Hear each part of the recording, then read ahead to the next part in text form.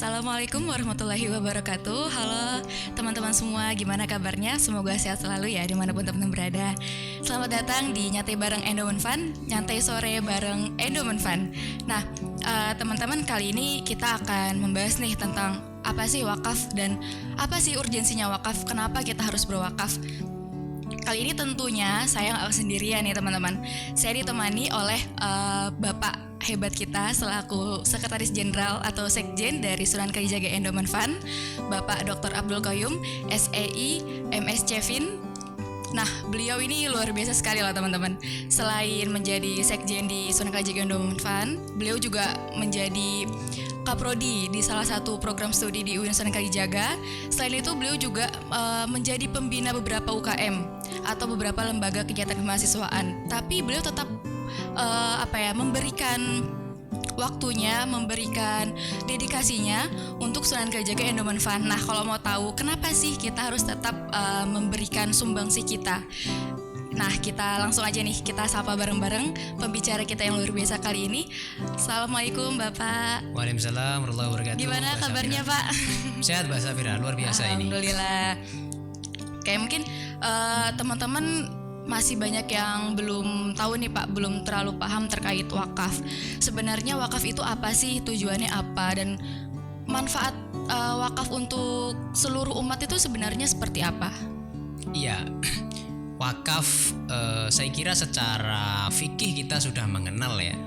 Tapi kalau saya mengistilahkan secara ekonomi dan keuangan, itu wakaf itu adalah afterlife financial planning. Jadi perencanaan keuangan tapi setelah kita hidup.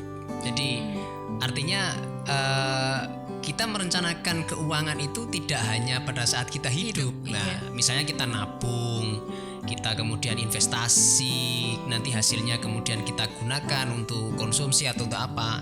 Nah, wakaf ini unik ya. Kenapa? Karena ini returnnya itu kita peroleh bukan hanya setelah saat kita hidup, tapi setelah kita mati juga kita mendapatkan keuntungan itu. Maka saya sering mengistilahkan wakaf itu adalah afterlife financial planning. Jadi perencanaan keuangan tapi untuk kita setelah hidup. Artinya kita mati itu masih kita menikmati itu wakaf ya.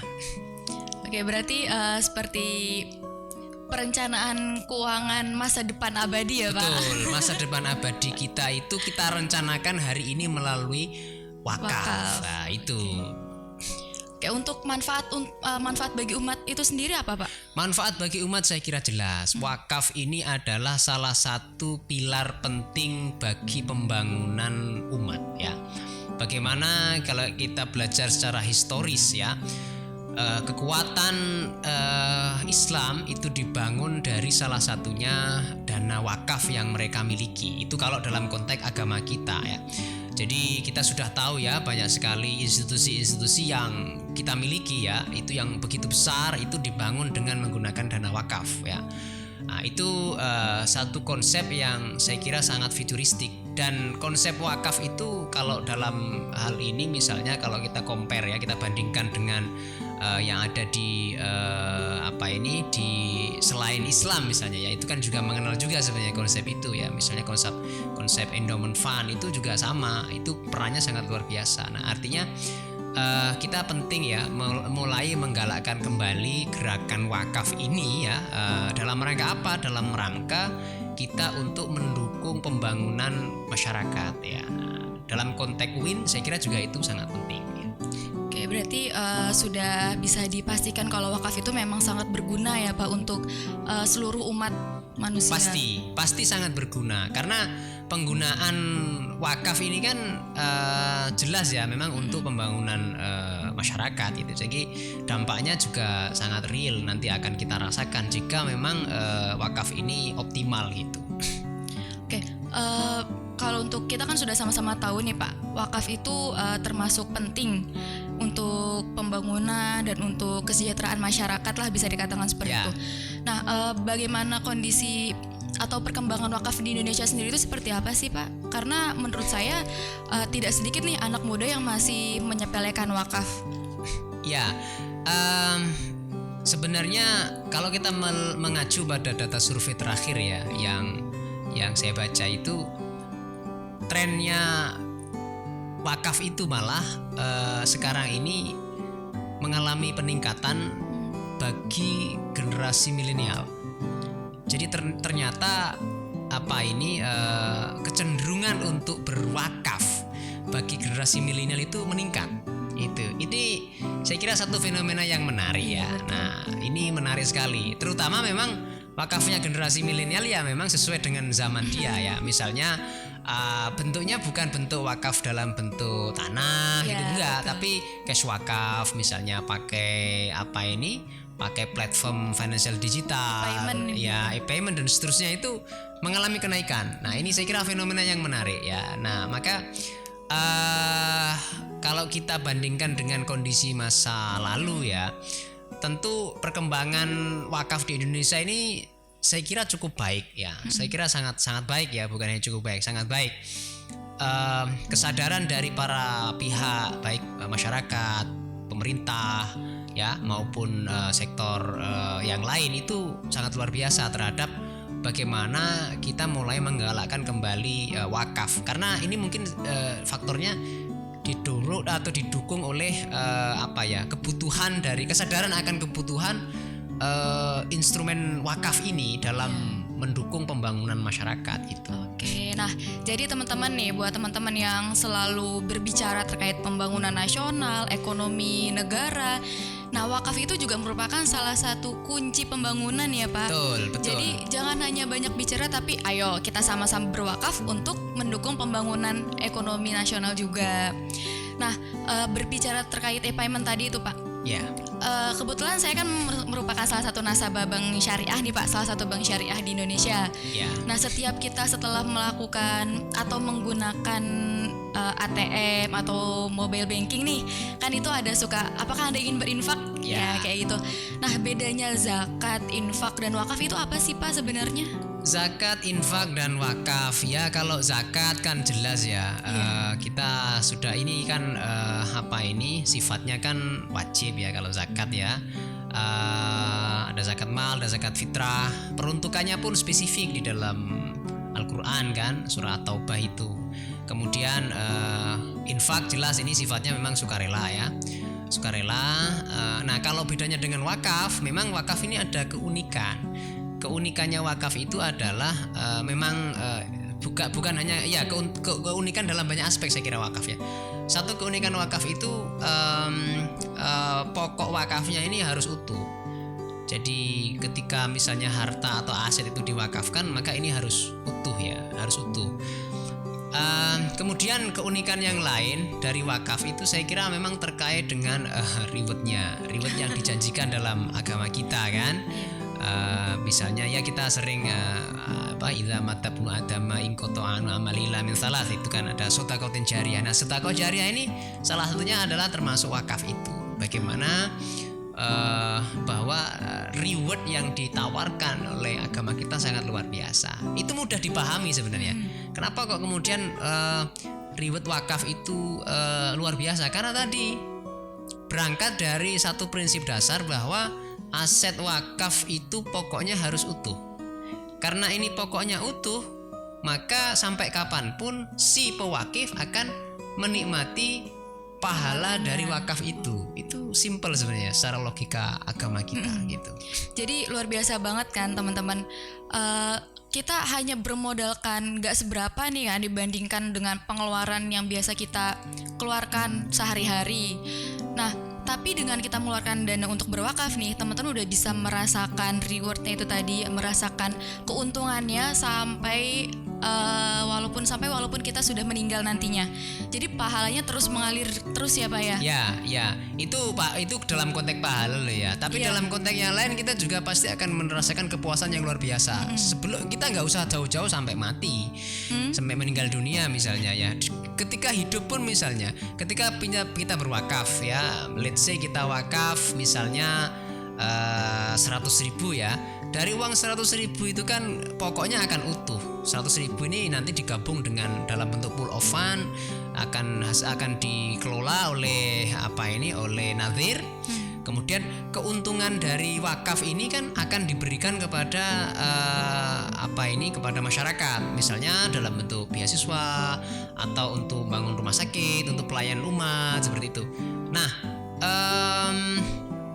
kita sebagai pewakif itu mesti juga akan menikmati satu kepuasan yang luar biasa, kepuasan secara batin ya.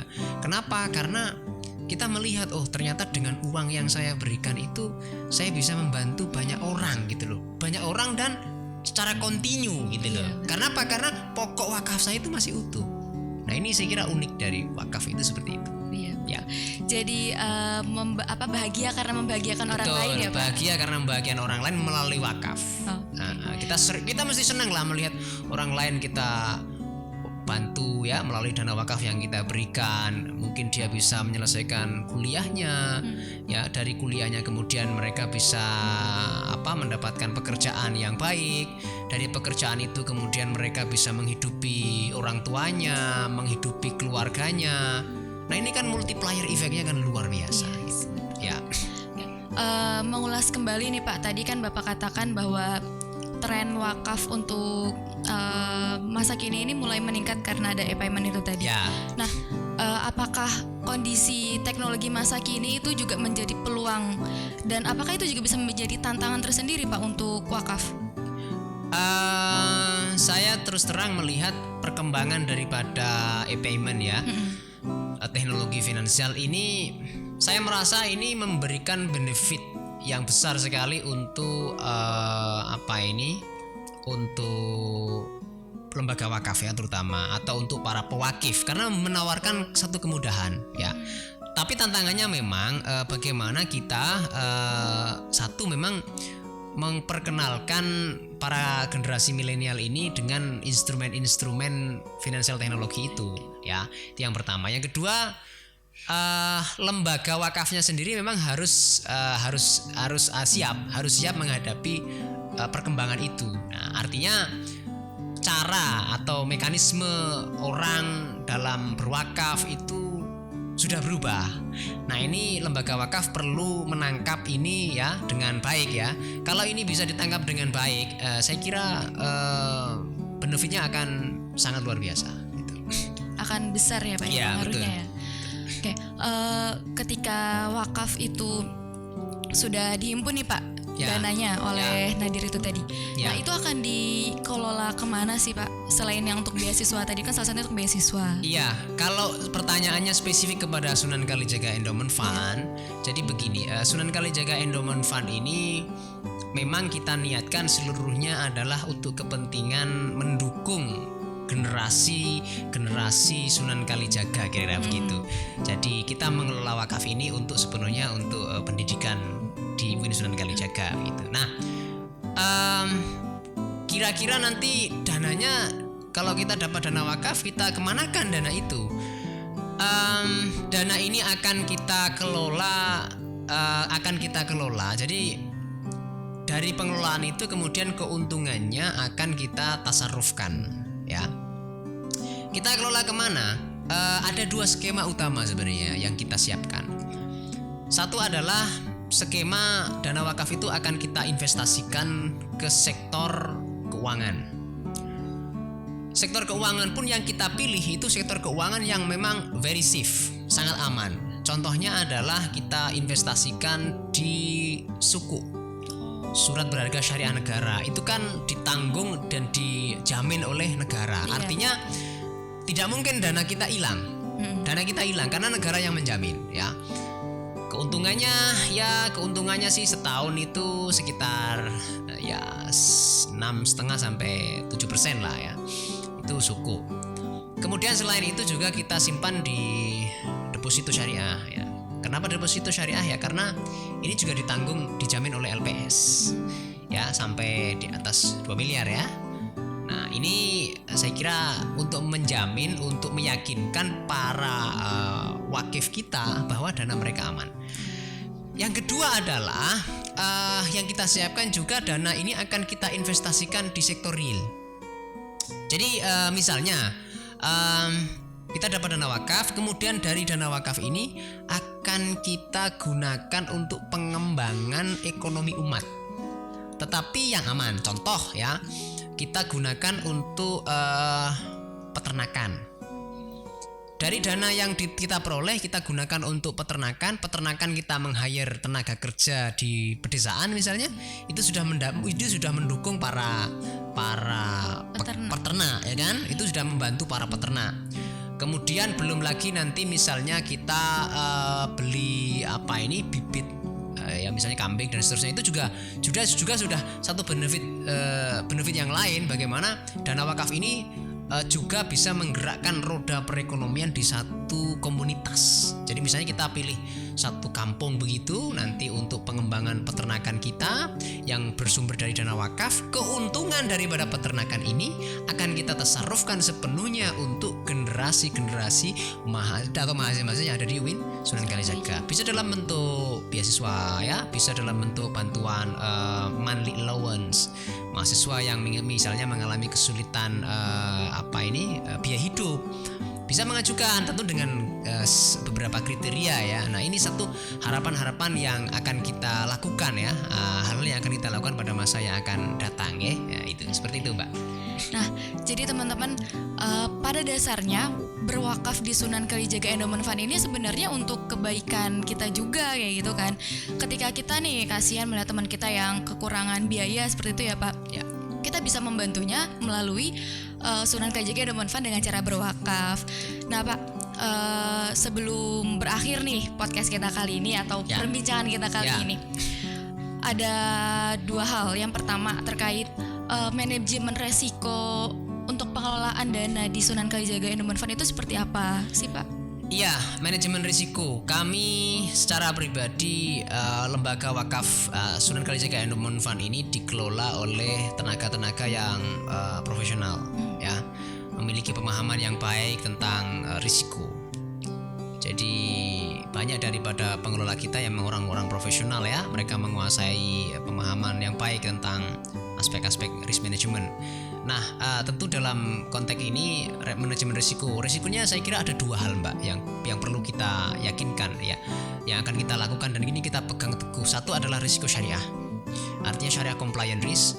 Yang kedua adalah risiko finansial, jadi financial risk. Terkait dengan risiko syariah, di Sunan Kalijaga Endowment Fund ini kami memastikan bahwa setiap produk yang kita keluarkan ataupun apapun itu keputusan itu akan kami konsultasikan dengan Dewan Syariah kami.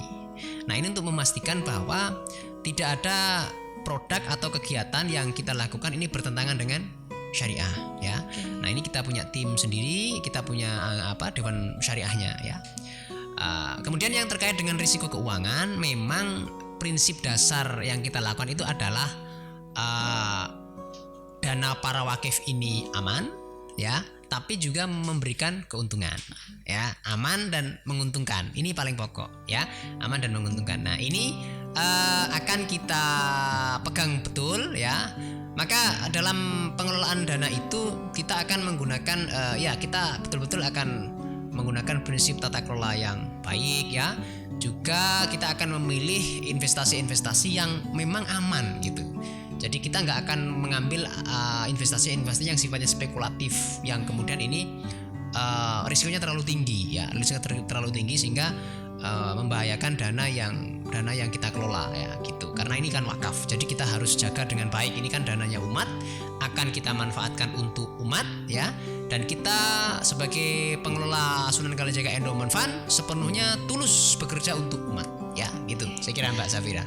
Oke, jadi seperti itu ya teman-teman. Kalau bisa saya ulas lagi sedikit nih Pak. Intinya berwakaf di Sunan Kalijaga Endowment Fund ini sangat menguntungkan, sangat aman juga seperti itu, dan teman-teman itu juga bisa mendapatkan kepuasan batiniah ya Pak ya, dengan membahagiakan rekan kita sendiri, teman kita sendiri dan saudara kita sendiri seperti itu. Nah, terima kasih banyak Bapak sudah berkenan untuk berbincang-bincang santai dan berbagi ilmunya dengan teman-teman semua. Mungkin cukup sekian podcast kita kali ini. Nah, teman-teman jangan lupa untuk berwakaf di Sunan Kalijaga Endowment Fund, karena selain kita bisa membantu teman kita juga bisa mendukung nih pertumbuhan atau perkembangan ekonomi nasional. Ayo berwakaf bersama di Sunan Kalijaga Endowment Fund. Wakafnya suka-suka, pahalanya selamanya.